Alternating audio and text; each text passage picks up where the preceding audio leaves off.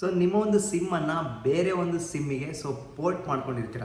So ಉದಾಹರಣೆಗೆ ಏರ್ಟೆಲಿಂದ Vodafone ಅಥವಾ ವೊಡಾಫೋನಿಂದ Airtel, BSNL. So ಈ ರೀತಿಯಾಗಿ ಸಿಮ್ಮನ್ನು ಪೋರ್ಟ್ ಮಾಡ್ಕೊಂಡಿರ್ತೀರ.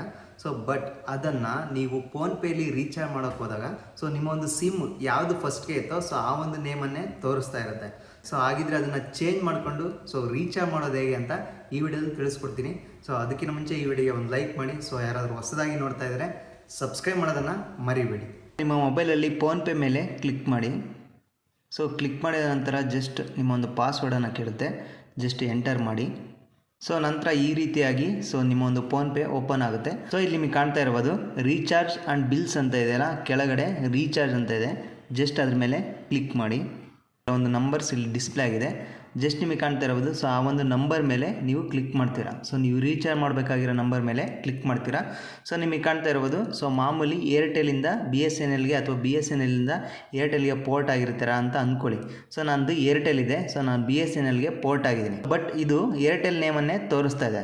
ಹಾಗಿದ್ರೆ ನೇಮನ್ನು ಚೇಂಜ್ ಮಾಡೋದು ಹೇಗೆ ಅಥವಾ ಸಿಮ್ ಆಪ್ರೇಟರನ್ನು ಚೇಂಜ್ ಮಾಡಿಕೊಂಡು ರೀಚಾರ್ಜ್ ಮಾಡೋದು ಹೇಗೆ ಅಂದರೆ ಜಸ್ಟ್ ನಿಮಗೆ ಕಾಣ್ತಾ ಇರ್ಬೋದು ಚೇಂಜ್ ಇಲ್ಲಿ ಕಾಣ್ತಾ ಇದೆಯಾ, ಏರ್ಟೆಲ್ ಇದೆಯಲ್ಲ ಪಕ್ಕದಲ್ಲಿ ಚೇಂಜ್ ಅಂತ ಇದೆ. ಜಸ್ಟ್ ಚೇಂಜ್ ಮೇಲೆ ಕ್ಲಿಕ್ ಮಾಡಿ. ಚೇಂಜ್ ಮೇಲೆ ಕ್ಲಿಕ್ ಮಾಡಿದ ತಕ್ಷಣ ನಿಮಗೆ ಕಾಣ್ತಾ ಇರೋದು ಸೆಲೆಕ್ಟ್ ಯುವರ್ ಆಪರೇಟರ್ ಅಂತ ಇದೆ.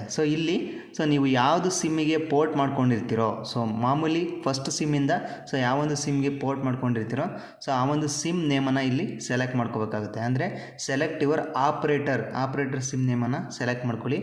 ಎಕ್ಸಾಂಪಲ್ BSNLಗೆ ಪೋರ್ಟ್ ಮಾಡ್ಕೊಂಡಿದ್ದೀನಿ. ಈಗ ನಾನು ಸೆಲೆಕ್ಟ್ ಮಾಡ್ತಾ ಇದ್ದೀನಿ BSNL ಪ್ರೀಪೇಯ್ಡ್ನ.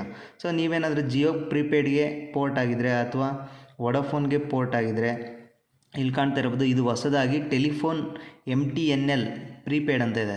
ಇದನ್ನು ನೀವು ಪೋರ್ಟ್ ಮಾಡ್ಕೊಂಡಿದ್ರೆ ಅಲ್ಲೂ ಕೂಡ ನೀವು ಚೇಂಜ್ ಮಾಡ್ಕೋಬೋದು. ಜಸ್ಟ್ ಅದ್ರ ಮೇಲೆ ಕ್ಲಿಕ್ ಮಾಡಿದರೆ ಚೇಂಜ್ ಆಗುತ್ತೆ. ಈ ವಿಡಿಯೋ ಕಂಪ್ಲೀಟಾಗಿ ನೋಡಿ. ಇಲ್ಲಿಂದ ಇಂಪಾರ್ಟೆಂಟ್ ಇದೆ.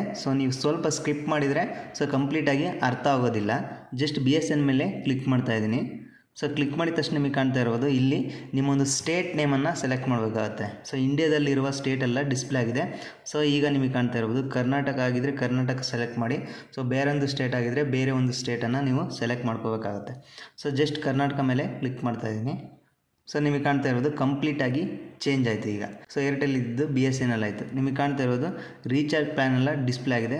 ನಿಮ್ಮ ಒಂದು ಯಾವ ಒಂದು ಪ್ಲ್ಯಾನ್ ರೀಚಾರ್ಜ್ ಮಾಡಬೇಕು ಅಂತ ಅಂದ್ಕೊಂಡಿದ್ದೀರೋ ಆ ಒಂದು ಪ್ಲ್ಯಾನ್ ಮೇಲೆ ಕ್ಲಿಕ್ ಮಾಡಿಬಿಟ್ಟು ರೀಚಾರ್ಜನ್ನು ನೀವು ಮಾಡ್ಕೋಬೋದು. ಈ ವಿಡಿಯೋ ನಿಮಗೆ ಹೆಲ್ಪ್ಫುಲ್ ಆಗಿದೆ ಅಂತ ಅಂದ್ಕೊತೀನಿ. ಹೆಲ್ಪ್ಫುಲ್ ಆಗಿದ್ರೆ ಒಂದು ಲೈಕ್ ಮಾಡಿ. ಆ್ಯಸ್ ಯೂಶುವಲ್ ಯಾರಾದರೂ ಹೊಸದಾಗಿ ನೋಡ್ತಾ ಇದ್ದರೆ ಸಬ್ಸ್ಕ್ರೈಬ್ ಮಾಡೋದನ್ನು ಮರಿಬೇಡಿ.